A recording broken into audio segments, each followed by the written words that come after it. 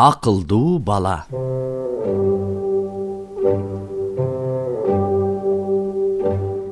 Илгери бир атагы чыккан уурунун жалгыз баласы болуптур. Ууру дайыма баласынын өзүн тартып ууру болусун тилеп, өзүнүн кесибине сыймыктан чөкөн. Бала чоңоюп калган кезде ууру баласын чакырып алып, "Балам, мени ата десең сөзүмдү ук.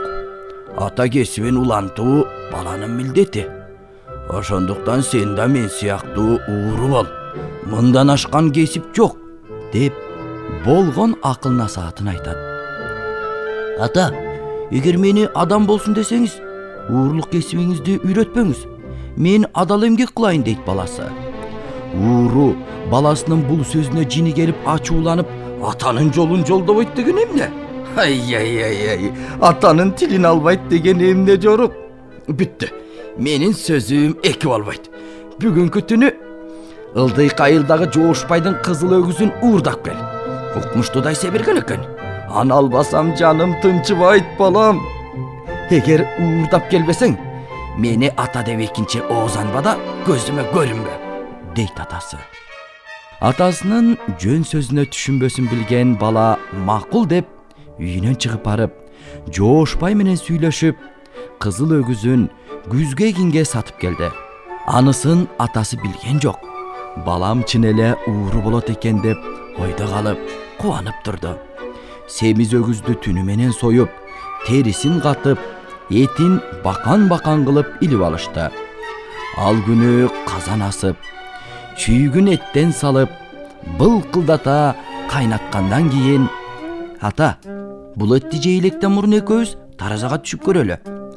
Бул өгүздүн эти бүткөндө кимибиз канча семирет экенбиз, ошону билели.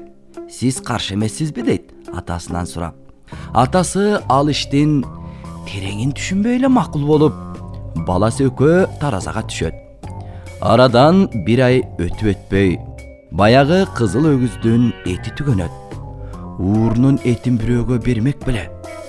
Ата бала үй бүлөсү менен жешет. Экөө таразага кайрадан түшүштү. Атасы эмнегедир мурункудан 2-3 кадака арыктап калыптыр. Ал эми баласы болсо 5-6 кадака семириптир. Бул ишке таң калган атасы баласын карап, "Ата, бул иште таң кала турган эч нерсе жок", дейт баласы. "Сиз эт жеп жатканда уурулугун билинип калбасын деп коркуп шашып, бирөө көрбөсүн деп аракеттенип жейсиз. Ал эми мен кызыл өгүздү сатып келгем. Ошондуктан корккон жокмун. Жеген этим мага аш болду. Сиздин жегениңиз аш болгон жок. Ошондуктан эсиңизге түйүп коюңуз, ата. Ар ким өз эмгеги менен табылган оокатка гана семирет".